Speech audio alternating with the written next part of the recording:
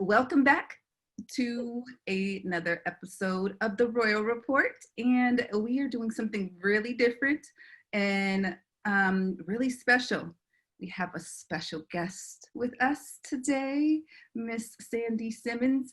And as you guys know, I would like to call it celebrating breast cancer awareness, but I don't know if that's the proper term, but just bringing awareness to the concept. And Sandy is a longtime friend as well as a QA client. So I feel like this is just very fitting for us to be having this conversation. And so I want to let Sandy kind of share with us a little bit about who she is and how she has been through and is a breast cancer survivor. So I'm always intrigued by everyone's story is so unique and so different. And welcome, Sandy, to the Royal Report. Well, thank you very much. I feel honored. And how ironic, I'm actually celebrating my fifth year of being a cancer survivor, actually September 22nd. So kind of cool.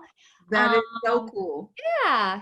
And actually it kind of, being a woman, we have to go through this, mammograms and check in all the time. And so probably it really started maybe 15 years ago. I had a lump and it was benign. Okay. No biggie. Well, then 5 years ago, July 18th, I remember dates just so easily with this for some reason, but July 18th, I was at my parents' house for the weekend and taking a shower and doing a self-exam, and I found another lump. I get out, of the shower, talk to my mom, and she says, you better go get checked. So sure enough, I get back to the cities on Monday and I go in and see my OBGYN, and she does just a regular check. And then she says, you know what, we better do an MRI and send you over to the hospital and get you checked, just precaution. So they did an MRI, and then they also did a biopsy right on site as well. And this was like on a Thursday, and they says, oh, we probably won't know until Monday. I says, cool, I'm just cool, relaxed. Friday, and I'm not working at that time. And my husband actually just had shoulder surgery, so he's at home. And I'm sitting at the dining room table, getting ready to go run some errands, and I get a call, and it's the clinic. And they said, Sandy, we have some bad news. You have stage 2 breast cancer. And I just started crying. And she says, do you have someone at home with you? And I said, yes. She says, I'll call you back with the details. So, I get over and I'm crying, and Kevin's, just trying to support me, doesn't know what to say. And then of course you go into panic, you're calling everybody, you're calling your parents, your best friends, my son, just let him know. And then after I got the call again later that afternoon from the nurse, just kind of saying, this is what's going to happen. You're going to come in and meet with the surgeon, meet with a cancer specialist. And to be honest with you, from there on, Nicole, I was just like, I got this. This is fine. I have a higher power, he's watching over me. Everything's going to be cool. And seriously, from then on, I felt like I had more support from the outside saying, oh, Sandy, you need to do this. You need to do this. And I says, you know what? No way, sit back. I'm going to leave it in the hands of the professionals, and they're going to tell me what to do. And so I went in and I had to have a lumpectomy. I didn't have to have a mastectomy. So I just had a lumpectomy, and that went really well. And that was in August, like early August 18th. And then my son was going to get married on September 22nd, and I had to have 7 weeks of radiation. And I said, I can't miss my son's wedding. They said, that's fine. We'll just wait till after your son gets married. Then you can come in, and we'll start radiation. And I did for 7 weeks. It was easy every morning at 8:30. So yeah. And, 5 years later, I'm cancer free. And for the first 2 years after my surgery, I felt a lot of pain, and I didn't know how to deal with it. And my oncologist just kept saying that's normal. Well, 5 years later, I'm having more pain again. So it was kind of a scare this last couple weeks, because I thought, okay, is it coming back? But we had an MRI, we had x-rays, and so they said, everything's normal. You're just going through something that, we really can't explain. So they're going to do physical therapy on the chest and the armpit area and the ribs. So yeah, but And that's recent. that's just recent. Yeah. Just in the last couple weeks. Oh, wow. Yeah. Okay. Yeah. And I met with an MD at Sister Courage Center yesterday, and she says, it's not normal. So she took x-rays and she thought maybe I had a fractured rib and that was causing the pain in my underarm and my breast area, a fractured rib. So she says, let's just start physical therapy and see if that helps. And if it doesn't, then we'll figure it out. And I said, okay. Okay. Well, honestly, it's one of those things when I love what you said about like, you made up in your mind that you had this. And I am the biggest proponent for that's where everything starts. It's you've either lost or won already in your mind. Exactly. And I feel like a lot of times we as women, we're always supporting someone else through whatever life challenge might be, but then it comes time to have to support yourself, and you have to remember, like, wait a second, I got this. Yeah. I got this. Yeah. Even when you don't feel like it. And again, I can't speak to your level of doing that, but I feel like essentially what you did was what most people not should do, because I'm not that person of what you should do, but what we could do more of as women is just make up in our minds, just like if it were a friend. What would we think we need for ourselves? What if we were our friend? What would they need, right? You do that for yourself. Right. And so that's so cool. I love that story. And again, I know I don't want to say so many, a lot of cancer survivors, but then obviously there's the ones that I do know that have been close to us that have didn't make it through. Right. Whether it wasn't necessarily breast cancer or it was just cancer, periods. Like, those shirts that say cancer suck, it truly does. Like, it is impactful to those that around you. Really impactful. And then especially for someone to go through it, I can't imagine that amount of resilience that takes. So kudos to you. I'm always in awe of people as they tell their different stories. The thing that too I love is that you are like the ultimate high heel wearing fashionista. Like you walk around in those stilettos like nobody's business. Like this is everyday life. Like my arches kill after, and you're just like, nope, this is normal. Yeah, I know. I was carrying my friend's little baby the other day. He was one, and we're like running down a little hill, and I have heels on. And my friend says, "How can you do that?" I says, "I don't know. I think I was just born in heels. I can do it. I can do anything." Exactly. And again, in your mind, you've already decided that, and you definitely can. Exactly. And and I feel very lucky and very blessed that I only was at stage 2. I could not even imagine. I would be telling a whole different story if I was at stage 4, had to go through chemo, had to, lose both my girls, and lose my hair. I don't know. So I can't speak to that. I can just speak, to my story, and I could never imagine what those ladies go through. And I go, every 6 months to my oncologist, and I see those ladies in the waiting room, and it's just like, I just want to, say, what can I do to help you? Because that's what people are doing for me. What can I do for you? So.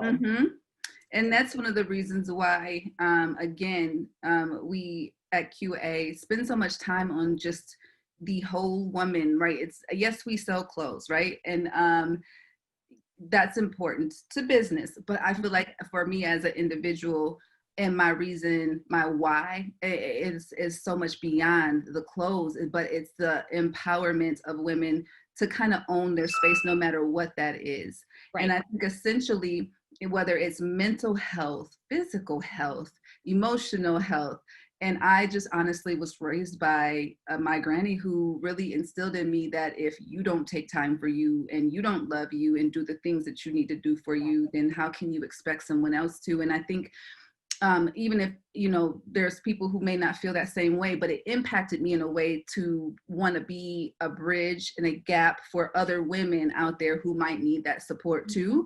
And then still to do it stylishly and fashionably, because I know that when you look good, you feel good. That's why I told you I had these earrings on. I mean, it doesn't necessarily even go with my ensemble for the day, but these earrings made me feel better this morning as I was so tired. And I had to get my kids off to school, bring one home, and then grab the coffee. I'm like, no, I'm putting on earrings that make me feel good. I want to feel good. And so, and I think that too, when I even think about even you, like, until you told me your story, you would have never known, I would have never known that, you know, that was your story, because you are always so fashionable, and you are always like, I mean, and you always have like your beautiful smile. And I just am like, you never, and that's why another reason why too, we got the shirts in the store that says, we all have a story, and it's still like your story still being written, because you don't know the next person's story unless you tell it. Exactly. Well, and you know, I mean, in the beginning, I didn't want anybody to know except for, you know, my close friends and family. You know, I just wanted to keep personal choice. But now, after you celebrate 5 years of being cancer free, I said, okay, I'm putting it out there. I don't care. You know, I'm just celebrate. You know, and so many people, you know, commented on, you know, Facebook that, oh, Sandy, I didn't know. And I says, well, I didn't want people to know. You know, because I didn't want the, oh, you know, I'm so sorry. What, you know, it's just like, no, I don't. That's not it. I don't need your sympathy. I just, and it's not about sympathy at all, because you are a very capable woman of enduring and going through this, just kind of like what we do. But I think that you putting it out there does allow people to celebrate with you, right? Exactly. And more than that, you are your test is someone else, like your testimony, your test, all of it is encouraging to the next person. And it's a reminder to do the self-exams. Right. Oh yeah. Yep. Because that was the biggest, what you just said was like, it was only stage 2, but it was because you caught it. And then your mommy, like, you know, oh yeah, go. That's what I'm always that person. I'm like, oh my gosh, Greg, you got paper cut. Go to the hospital. And then I'm like bleeding, gushing out my side. And I'm like, Band-Aid, put that on there. I'll be okay. Yep. But so I am so glad that you were able to come on and share with us. And I think that, again, like I said, someone else is going to be encouraged by your story, as well as your story is going to be a reminder to all of us to continue with the self-exams at home. And just that, again, everything starts and ends in your mind. So to continue to encourage yourself, even regardless if breast cancer is not your situation, whatever your situation is. Right. And, you know, and we have nobody in the family that has it. So, you know. Wow. I know. Yeah. Because like the percentage of that happening is rare, I think. Yeah. But yeah. Yeah, because it is genetic. So yeah. So wow, that's crazy. But before we get off, I want to say that because we're going to be having some of your favorite QA looks. Hey. What piece do you feel out of all of them is your favorite? Probably the most recent one, the black and white dress that I wore for my birthday this year. The silk Kez dress. Yes. Yes. Yep. That was a really fun picture too. I think you tagged me on Facebook. Yes, I did. I love that dress. I have it too. Again. Yeah, I know. And you were in the store when I was buying it, and I was like, okay, I'm really skeptical of buying this because that material, I just feel like it's so easy to get a grease mark, you know, and you just got to be really careful. And I kind of, you know, shy away from those kind of types of material, but I says, oh no, this is just too beautiful. I got to have it. Well, and you know what the thing about that is because of the quality in that material, that silk is thick. Yeah. It's not your traditional, not traditional. I don't want to say your normal, your average silk that's really thin and don't touch. Like sometimes I tell my kids, wait, do you have greasy hands? Let me see your hands before you. I want your hug too, but let me see your hands. That one, literally, I feel like it because it is like a cut off dress. Like it was built for summer and like heat and being able to take the barbecues and the, Right. you And know. the heat, so you don't see the sweat marks. Exactly, because a lot of people feel like that when you wear silk, and I think that there's such a really well branded company. We actually brought in their silk masks because that is now Yeah. the next, like that's our newest accessory. Yes. I can't keep the masks in the store, and I never thought in a million years I would be looking at masks like I would shirts. Like, yeah, I know. Yeah. but essentially, we're going to play some of those or show some of those pictures that you shared with us.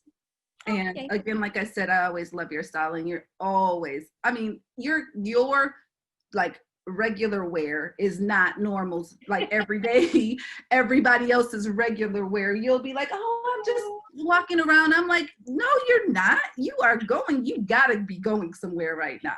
Well, and right now people aren't, during the pandemic. So yesterday I had to go to a client's office and they're not open, but a few of the leadership team was there and I dressed up and they said, Sandy, you look amazing. Where are you going? I said, here to see you guys.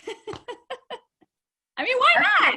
That's exactly, honestly, during COVID, we have Fancy for Fun Fridays in our house. I was like, you guys, school's out, take those clothes off. First of all, you're growing like weeds. We gotta wear these things. Nice. First of all. And then just because you do feel better. Yeah. Oh, you do. Oh, I know. Yep. So everybody out there, while you're also doing your breast exams, get out of the yoga pants. Exactly. Exactly. Get out of the yoga pants. So check your girls. Yep. Get dressed. Yep. I love it. All right. Well, thank you so much, Sandy, for such a very, very inspiring, that's what it was, so inspiring and encouraging story and sharing it with us here on the Royal Report. And we will see you soon. We've got some more things in store, so we'll be chatting with you soon. Okay. Sounds good. Okay. Bye. Bye.